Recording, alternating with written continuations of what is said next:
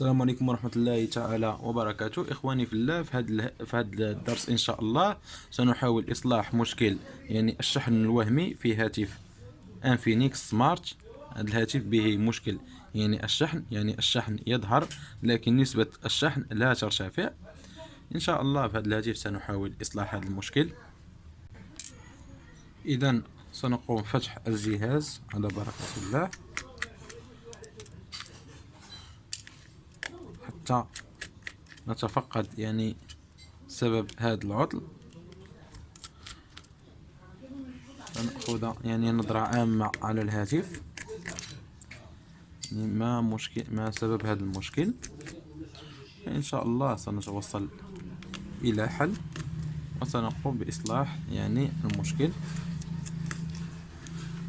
إذا بهذا الشكل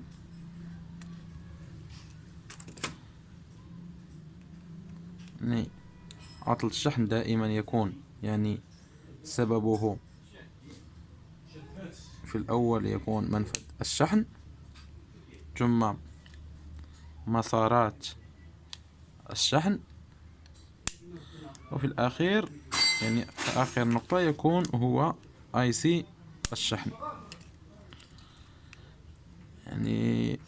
قد يكون بعض المكونات على مسار الشحن بها مشكل، قد يسبب لنا مثل هذه المشاكل، مشكل الشحن. وأنا حسب تجربتي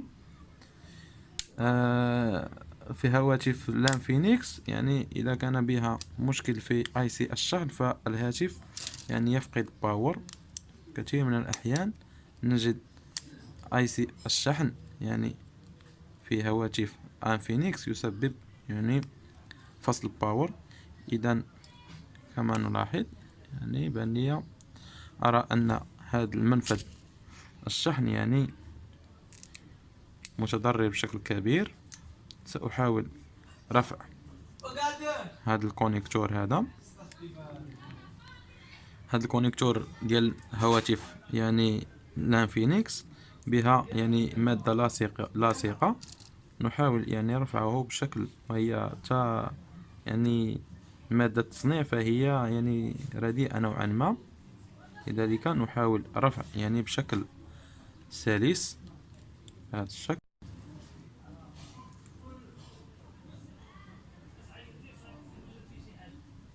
هذا الشكل. إذا تم رفع منفذ الشحن بنجاح. هذا الشكل. إذا كما نرى،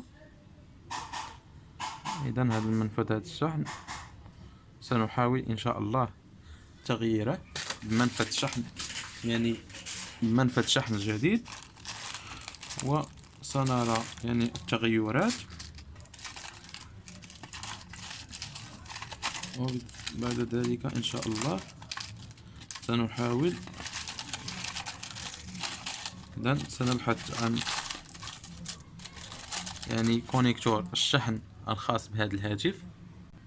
إذا هذا هو كونيكتور الخاص بالشحن. إذا سنقوم برفع هذا الكونيكتور وسنقوم بتغييره، وسنرى تغيرات. إذا طريقة التغيير هي كالآتي. أنا أقوم بهذه الطريقة. آسف إذا كان هناك ضجيج، فأنا أقوم بالتصوير وأنا في العمل. هذا كله من أجل نشر المعلومة. إذا الإخوان عند رفع منفذ الشحن كما تلاحظون هناك المايك بجواره. إذا لا يجب علينا توجيه الحرارة نحو هذا المايك. إذا بما أن المايك موجود قرب منفذ الشحن، سأحاول رفع منفذ الشحن من الأسفل بهذا الشكل.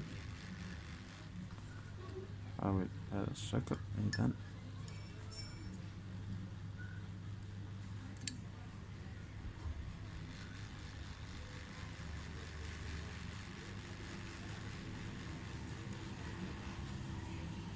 بهذا الشكل، يعني تم رفع منفذ الشحن من الأسفل. دائما نلاحظ يعني هل سيتم رفع من الأسفل أم من الأعلى. فبعض الأحيان نرفع يعني سوكيت الشحن من الأعلى، وبعض الأحيان من الأسفل، يعني على حسب الهاتف وحسب المكونات الموجودة يعني بجوار هذا المكون. إذا كما تلاحظون تم الرفع بشكل جيد. الآن إن شاء الله سنقوم يعني بتغيير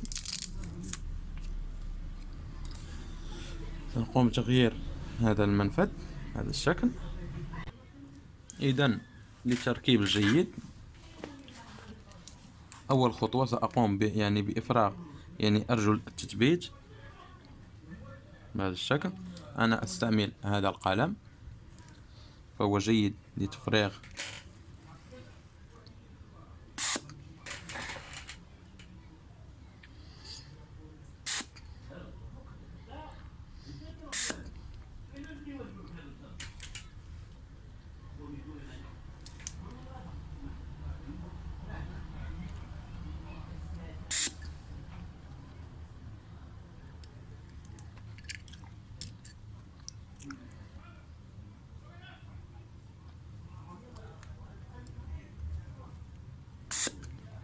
بهذا الشكل.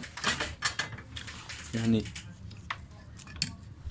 تم تفريغ يعني كل أرجل يعني الشحن من أجل التركيب يعني الجيد والبسيط، حتى يتم يعني تركيب كل التركات في مكانها بشكل صحيح جدا، يكون التركيب احترافي.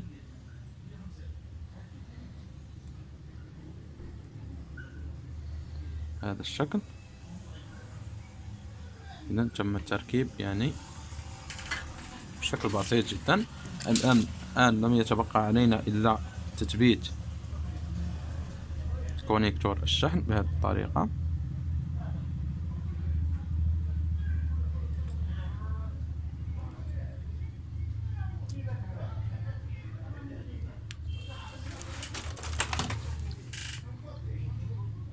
بسم الله. الآن عملية التثبيت تتم بهذه الطريقة.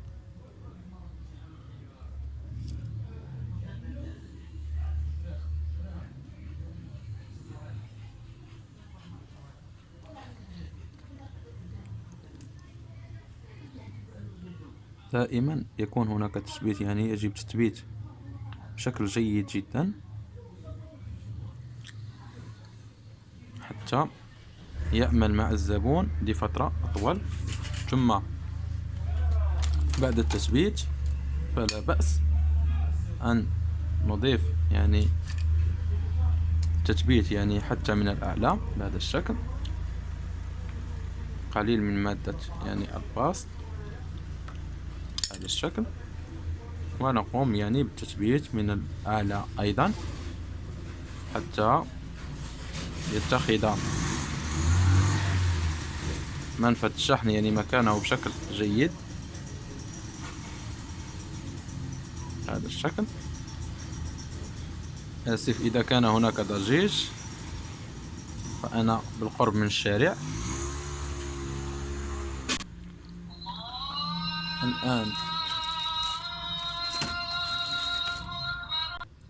الآن عند تركيب يعني أسنان منفذ الشحن، أنا لا أستعمل القصدير، فقط أستعمل مادة الباست.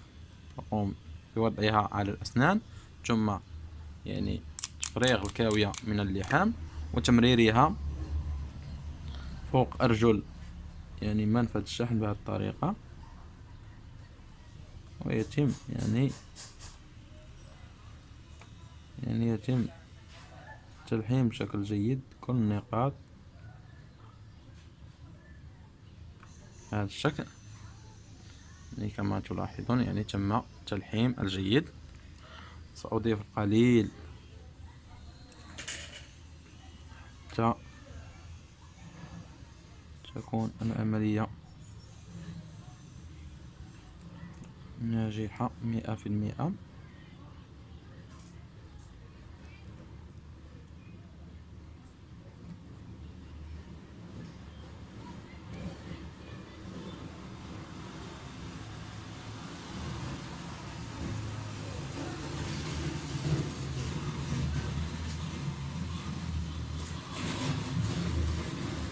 إذن تم تلحيم بشكل جيد، وسيشتغل معنا يعني الشحن بنسبة جيدة هذا الشكل. الآن إن شاء الله سنقوم بالتجريب وسنقارن يعني عملية الشحن قبل وبعد يعني تغيير منفذ الشحن، وسنلاحظ هل تم حل مشكل الشحن الوهمي أم لا. إذا سنجرب أولا الشحن، هل هذا الشحن إذا الهاتف يشحن معنا بشكل جيد. الآن سنضع الهاتف وسنرى هل تم إصلاح العطل، إذا 5%. سننتظر وسنلاحظ هل نسبة الشحن يعني ترتفع الآن أم لا. إذا كما تلاحظون إخواني نسبة الشحن يعني أصبحت ترتفع، أصبحت الآن 8%. يعني نسبة الشحن يعني ترتفع، يعني مرت دقيقتين يعني وارتفعت يعني 3%. هذا يعني أن عملية الشحن يعني تتم بشكل جيد جدا، وتم إصلاح مشكل الشحن الوهمي في هذا الهاتف بشكل جيد. أتمنى من الله أن تستفيدوا من هذه الفكرة ومن هذا الفيديو، ولقائي بكم إن شاء الله سيكون في فيديو قادم إن شاء الله.